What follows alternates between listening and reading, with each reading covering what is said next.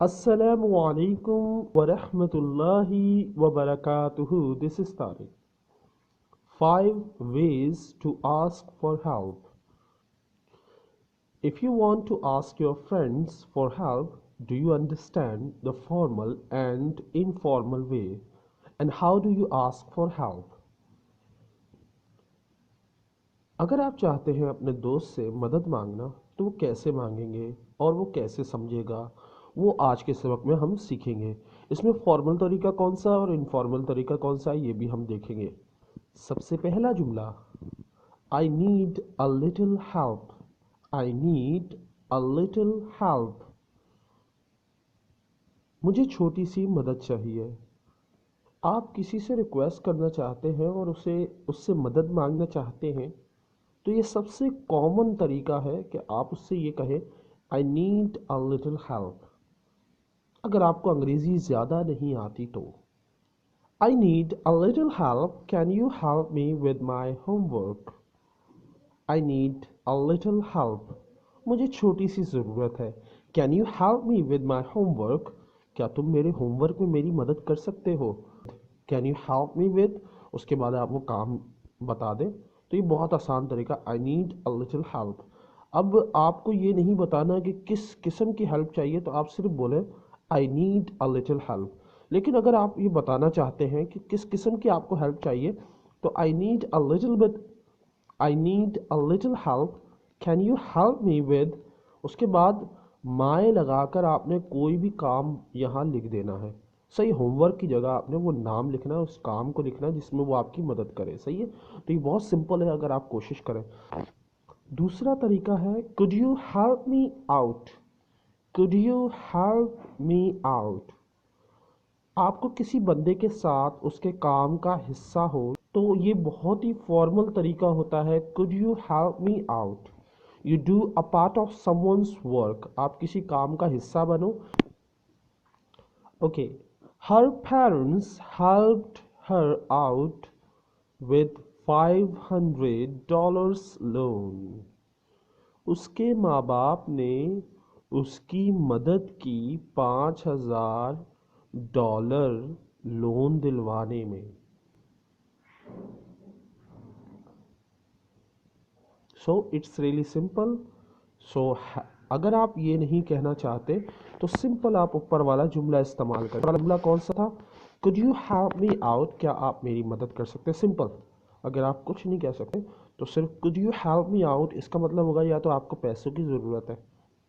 सही है, could you help me out, या तो आप उससे पैसे की मदद मांग रहे हैं या आप किसी काम में हिस्सा बनने की मदद मांग रहे हैं आप उससे। तीसरा है could you give me a hand, इससे मुराद होता है क्या तुम मेरा हाथ बटाओगे। किसी काम में मदद देना, किसी से काम करवाना उसके साथ मिलकर, या किसी का हाथ बटाना, या किसी से कहना मेरा हाथ बटाओ, तो उसे कैसे कहेंगे could you give me a hand, क्या मेरी मदद करोगे, क्या मेरा हाथ बटाओगे। यानी कोई भी काम कर रहे हो और जो बंदा आ रहा है उसको आप ये बोले could you give me a hand, इसका मतलब वो जो आप काम कर रहे हैं ना उसी में वो आपकी मदद करे। अगर मिसाल के तौर पे मेरी गाड़ी ख़राब हो गई है तो मैं खड़ा हुआ हूँ और कोई बंदा गुजर रहा है, तो बहुत ही फॉर्मल तरीका, ताकि बुरा ना लगे, फॉर्मल का मतलब होता है अदब वाले तरीके में could you give me a hand, इसका मतलब होगा कि गाड़ी सही करने में जो ख़राब हो गई है या रुक गई है उसमें मेरी मदद करेंगे। तो बहुत अच्छा है ये स्ट्रक्चर, आप कहीं भी इस्तेमाल कर सकते हैं। जैसे हम मिसाल में देखते हैं could you give me a hand in cleaning this room, क्या आप मेरी मदद कर सकते हैं इस कमरे को साफ़ करने में। यानी मेरे साथ हाथ बटाकर इस कमरे की सफाई कर सकते हैं मेरे साथ मिलकर, कहने का मतलब ये है। अगर दूसरा देखें, दूसरा ये मैंने 3 जुमले एक साथ लिखे हुए हैं, ये 3 जुमले एक ही हैं क्योंकि मेरे मोबाइल में इतना बड़ा जुमला करूँगा तो आपको नज़र नहीं आएगा। तो पूरा जुमला सुन ले पहले। सारा says I have trouble solving math problem. I know you are good at math. Could you please give me a hand? Sarah says, सारा कहती है I have trouble solving math problems. मुझे मसला हो रहा है मैथ के सवालात हल करने में। I know you are good at math. मैं जानती हूँ तुम मैथ में अच्छे हो। could you please give me a hand, क्या तुम मेरी मैथ में मदद करोगे। यहाँ मैथ का जिक्र आखिरी जुमले में नहीं आ रहा, लेकिन could you give me a hand या could you please give me a hand का मतलब हुआ कि आप मेरी मैथ में मदद करेंगे। अगर आप पूरा जुमला सारा और ये I know you are good at math ये वाला जुमला नहीं डालना चाहते तो आप सिर्फ उसे तस्वीर दिखाएं जैसे मैथ का काम कर रहे हैं और वो एक्सरसाइज दिखा के बोले could you please give me a hand, क्या आप मेरी इस प्रॉब्लम में हेल्प करेंगे।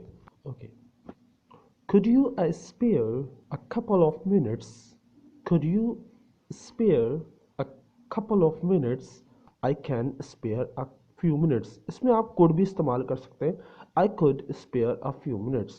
ओके, तो ये can जब भी इस्तेमाल होता है ये इनफॉर्मल के तरीके इनफॉर्मल में होता है, याद रखिएगा।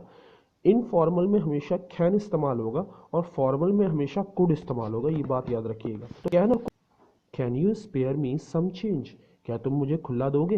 ओके, खुला पैसा ही होता है। ओके, अगर आप इसको फॉर्मल तरीके में इस्तेमाल कर सकते हैं यानी अदब वाले में अपने वालिद से मांग रहे हैं तो आप क्या बोलेंगे could you spare me some change, could you spare me some change. इसका मतलब होगा बड़े ही अदब अंदाज में आप कह रहे हैं क्या आप मुझे खुले करके दे सकते हैं। ये भी बहुत फॉर्मल है और बहुत ज़्यादा इस्तेमाल होता है। Could you do me a favour, आपने बहुत लोगों को सुना होगा बहुत लोगों से डू मी अ फेवर, लेकिन could you do me a favour का मतलब होता है I guess could you do me a favour का मतलब होता है कि आप बहुत ही एहतराम से बहुत ही इज्जत से आप उससे मदद मांग रहे हो। I guess you have lots of information about making delicious pasta, could you do me a favor and tell me about I guess, मेरे ख्याल से you have a lot of information, मेरे ख्याल से तुम्हारे पास बहुत सारी मालूमात है about making delicious pasta, बहुत ही ज़बरदस्त लजीज पास्ता बनाने की इंफॉर्मेशन तुम्हारे पास है। could you do me a favor, तुम मुझ पे एक एहसान करोगी या तुम मेरी मदद करोगी। and tell me about this, वो मदद क्या है कि मुझे इसकी जो बनाने का तरीका है वो मुझे बता दो। तो बहुत अच्छा तरीका है, लेकिन अगर आप सिर्फ could you do me a favour कहते हैं तो आप सिर्फ मदद मांग रहे हैं। किस चीज़ की मदद मांग रहे हैं वो आप आगे लगा दें या सिर्फ यही जुमला बोल दें। जब वो आपको बोले क्या आपको हेल्प चाहिए, आई नीड दिस, अब उस चीज़ सामने कर दें। अगर आसान लफ्ज़ों में कहें वो चीज़ सामने कर दें। जैसे मिसाल के तौर पर बाहर मुल्कों में जाते हैं तो आपके लिए बहुत मसले होते होंगे सवाल जवाब में, तो आप क्या करेंगे could you do me a favour और अपना पासपोर्ट दिखा दिया, जगह का एड्रेस दिखा दिया, तो आपको पूरा बोलने की ज़रूरत नहीं है, वो खुद समझ जाएगा क्योंकि आपने जिस चीज़ की मदद मांगी वो चीज़ आपने उसको दिखा दी। तो ये था आज का सबक। जाने से पहले एक रिक्वेस्ट है कि अगर आपने मेरे चैनल को सब्सक्राइब नहीं किया तो सब्सक्राइब कर लें।